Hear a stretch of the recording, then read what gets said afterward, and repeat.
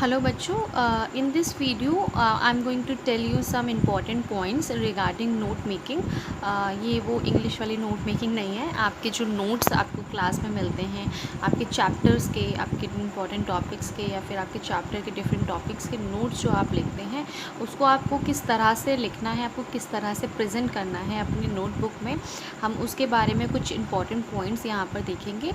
आप सबसे पहले कोई भी चैप्टर स्टार्ट करते हैं, आप सेंटर में आप चैप्टर का नेम डालिए, चैप्टर का नंबर डालिए। आप पहले चैप्टर का नंबर डालेंगे, चैप्टर नेम डालेंगे, उसके बाद आप क्या करते हैं, आप हेडिंग डालते हैं, उसके बाद अपना चैप्टर स्टार्ट करते हैं। तो इसी तरह से जो आपकी मेन हेडिंग होती है, आप उसको कोशिश करिए कि आप बोल्ड लेटर्स में लिखिए। उनका जो फ़ॉन्ट साइज़ होना चाहिए वो भी आप जो नॉर्मली आपकी राइटिंग का साइज़ है उससे थोड़ा बड़ा रखिए, ताकि वो विजिबल हो, ईज़िली हमें पता चले ये आपका क्या है, टॉपिक है, ये आपका जो जिसके बारे में नीचे कंटेंट लिखा हुआ है। तो आप उसको क्या करिए, बोल्ड, और उसका साइज़ जो है थोड़ा बड़ा रखिए। उसके बाद हम बात करते हैं सब हेडिंग्स की। सब हेडिंग्स जो है आपकी, आप उसको कॉर्नर में लिख सकते हैं, एक साइड में लिख सकते हैं, या फिर आप सेंटर में भी जो है उसको लिख सकते हैं। उसको भी आप कोशिश करिए बोल्ड लेटर्स में लिखने की, जिससे कि आपको पता चले कि ये भी आपकी क्या है, हेडिंग है। ठीक है। अब जो नॉर्मल कंटेंट होता है आपका, ब्लू पेन से लिखते हैं, आप उसको कंटेंट को लिखिए, पॉइंट टू पॉइंट कंटेंट होना चाहिए आपका। आपने देखा होगा मेरे सारे नोट्स में मैं कभी भी आपका थ्योरी जो होती है ऐसे पैराग्राफ्स में नहीं लिखती हूँ। आपके जितने भी आपको नोट्स मैंने अब तक प्रोवाइड किए हैं उसमें क्या है, आपके पॉइंट टू पॉइंट मैंने कंटेंट लिखा है। आपका कोई भी एक पॉइंट है उसको आपको पूरा लिखा है, फिर वो पॉइंट ख़त्म होने के बाद मैंने नेक्स्ट लाइन यूज़ करी है नेक्स्ट पॉइंट के लिए। ठीक है। इसी तरह से आपको क्या है, पॉइंट टू पॉइंट अपना आंसर देना है। अब बात रही डेफिनेशंस की, अगर बीच में आपकी डेफिनेशंस आती हैं उसको आप डिफरेंट कलर से, कलर पेन से या फिर बोल्ड लेटर से आप क्या करेंगे, आपके हाईलाइट करेंगे। आप डेफिनेशंस को इस तरह से लिखिए कि आपको अलग से दिखे। आपकी इंपॉर्टेंट टर्मिनोलॉजीज़ जो होती हैं उनको भी आप क्या करिए, हाईलाइटेड कीजिए, किससे, आपके बोल्ड लेटर से आपके क्या करें, यूज़ करें बोल्ड लेटर्स उनको हाईलाइट करने के लिए। टर्मिनोलॉजीज़ जो इंपॉर्टेंट होती हैं, जैसे साइंटिफिक टर्म्स आते हैं आपके बहुत सारे, आपके जो साइंटिस्ट के नेम्स आते हैं, या फिर आपकी किसी भी साइकिल है, प्रोसेसेस के नेम्स हैं, आपके डिफरेंट नेम्स हैं, वो जितनी भी टर्म्स हैं आपको उनको हाईलाइट करना है। ठीक है। उससे आप क्या करते हैं, आप जब अपनी रिकॉल करते हैं नोट्स रिवीजन के टाइम पे, तो आपको वो चीज़ें आपको क्या है, तुरंत दिखाई देती हैं खोलते ही। तो क्या होता है, रिवीजन ईजी होता है। ये सब चीज़ें आपके लिए भी ज़्यादा अच्छी रहेंगी जब आप रिवीजन करेंगे अपने नोट से। ठीक है। हेडिंग आपके आ गई, कंटेंट आपको कैसे लिखना है, डेफिनेशन और इम्पॉर्टेंट टर्मिनोलॉजीज़ को कैसे करना है। अब हम बात करेंगे कि इसमें जब हम टेबल कोई बनाते हैं, डिफ्रेंशिएट करते हैं हम दो चीज़ों को, तो हम क्या करते हैं, आप नॉर्मली हम जब डिफ्रेंशिएट करते हैं दो चीज़ों को, यहाँ पर एग्जांपल मैंने ABC और ZYX ले लिया है, ऐसे ही कुछ भी। ठीक है। उसको किस बेसिस पे करते हैं, अगर आप ये सिर्फ दो ही कॉलम बना रहे हैं तो आप किस बेसिस पे करते हैं, कोई भी एक प्रॉपर्टी को लेते हैं। जैसे अगर आप ABC की बात कर रहे हैं, अगर आप उसके आप ऐसे लीजिए कि हम इस ABC की क्या है, साइज़ की बात कर रहे हैं, तो यहाँ पर हम इसके साइज़ के बारे में लिखेंगे, और XYZ के इसके सामने भी हम क्या करेंगे, उसके साइज़ के बारे में लिखेंगे, जिससे हमें पता चलेगा दोनों ही जो हैं सेम प्रॉपर्टी के ऊपर जो लाइंस लिखी गई हैं सेम प्रॉपर्टी पे बेसिस हैं। ठीक है। आप इस तरह से भी बना सकते हैं कि आप ये कर सकते हैं कि प्रॉपर्टी आप यहाँ लिख दीजिए जिनके बारे में आप बात करें, जैसे साइज़ लिख दिया यहाँ पर, अब यहाँ पर हमने साइज़ लिख दिया दोनों का। अब दूसरी चीज़, बच्चे आप लोगों की कॉपी जब मैंने करेक्शन किया था तो मैंने ये चीज़ देखी थी काफ़ी कॉपीज़ में, कि आप लोग क्या करते हैं, कोई भी आपकी टेबल ऐसे है, अगर फर्स्ट ये 2 लाइन्स में कंप्लीट हो गया है सेंटेंस आपका, और यहाँ पर 3 लाइन्स में कंप्लीट हुआ है, तो आप जो दूसरी प्रॉपर्टी है वो यहीं से आप स्टार्ट कर देते हैं। ऐसा नहीं करना होता है। आप जब सिंगल सेम प्रॉपर्टी की बात कर रहे हैं वो सामने आना चाहिए, इसका ध्यान रखें। आप इस लाइन को छोड़ दीजिए, अगर आपकी ये 3 लाइन में आया है, ये 2 लाइन में आया है, आपका ये लाइन क्या है आपकी बच रही है, तो इसे छोड़ दीजिए, और आप जो सेकेंड प्रॉपर्टी है उसको नेक्स्ट लाइन से, फ्रेश लाइन से स्टार्ट करिए, ताकि आपके सामने आए, आपके दूसरे टॉपिक की जो प्रॉपर्टी है वो आप उसके बिल्कुल सामने आए। इस चीज़ का बहुत ध्यान रखिए, इन टेबल्स में इम्पॉर्टेंट है ये चीज़।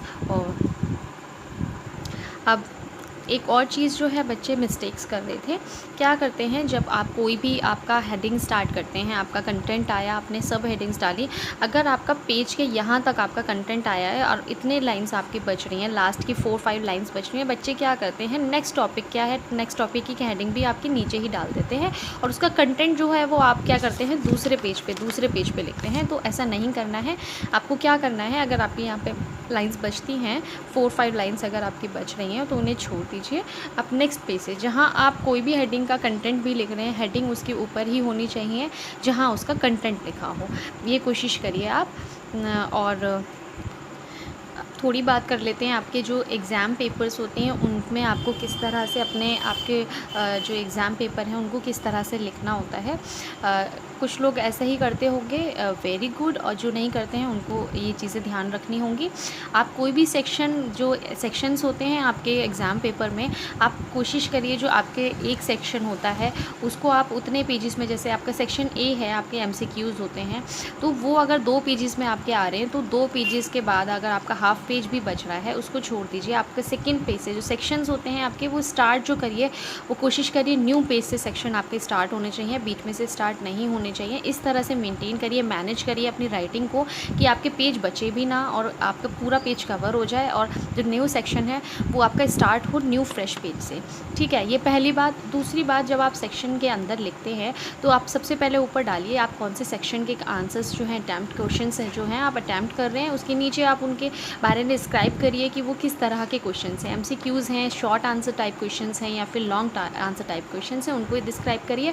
उसके बाद आप स्टार्ट करिए, क्वेश्चन नंबर, आंसर नंबर डालिए, आंसर नंबर जो भी नंबर होगा आपका क्वेश्चन नंबर वो डालिए और उसके बाद आप आंसर अपना लिखना शुरू करिए।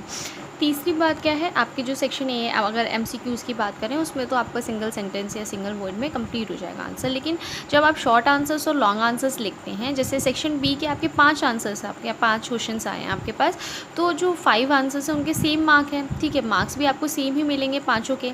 आप अच्छे से लिखते हैं तो पाँचों में आपको 3-3-3 मिलेंगे। लेकिन आप क्या करते हैं, जैसे अगर ये गलती करते हैं आप कि आपको फर्स्ट आंसर जो है वो बहुत अच्छे से आता है तो आप उसमें बहुत ज़्यादा कंटेंट लिख देते हैं, लेकिन सेकंड आंसर क्या करते हैं आप कम, उसमें कंटेंट कम लिखते हैं, उसको आपको नहीं आता ठीक से। तो इस तरह से नहीं करना है। आप देखिए पांचों आंसर्स को क्वेश्चंस को देखिए, आप देखिए आप किस तरह से क्या क्वेश्चन में क्या पूछा गया है, आप वही लिखिए, एग्जैक्ट आंसर्स लिखिए और उसको मैनेज करिए कि आसपास के वर्ड्स ही यूज़ करे जाएँ। जैसे अगर आपने आंसर 1 में अराउंड 100 वर्ड्स यूज़ करे हैं तो आंसर 2 में भी अराउंड 100 वर्ड्स ही यूज़ करिए, आसपास के ही रहने दीजिए। आपको देखिए कि क्या है, आपके सेक्शन बी के ही आंसर्स है, सारे सब एक जैसे हैं, एक बराबर ही हैं।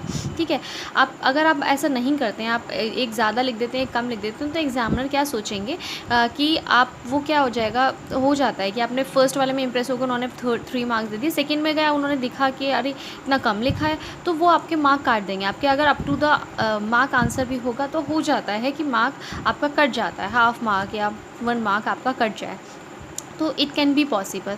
तो इसको आप क्या है इग्नोर करिएगा। आपके कोई भी सेक्शन है उसके एक जैसे ही एक सेम नंबर ऑफ़ वर्ड्स हैं, अराउंड सेम, मतलब ऐसा नहीं है एग्जैक्ट सेम आपको नंबर वर्ड्स यूज़ करने हैं, आसपास के ही करिएगा। ठीक है, एक पेज यूज़ कर रहे हैं तो सेम पेज वैसे ही आपको सारे आंसर्स लिखने हैं।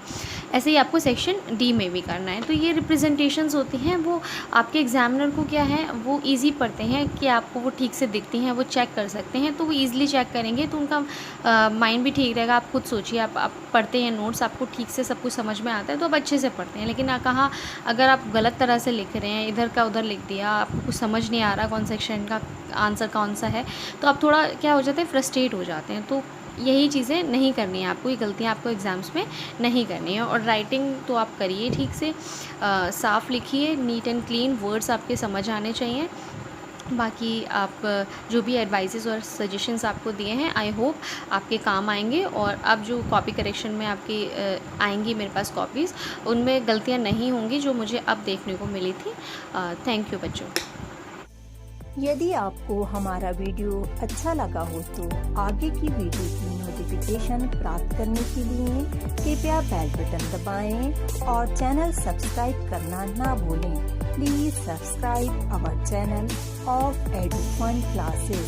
Thank you for watching.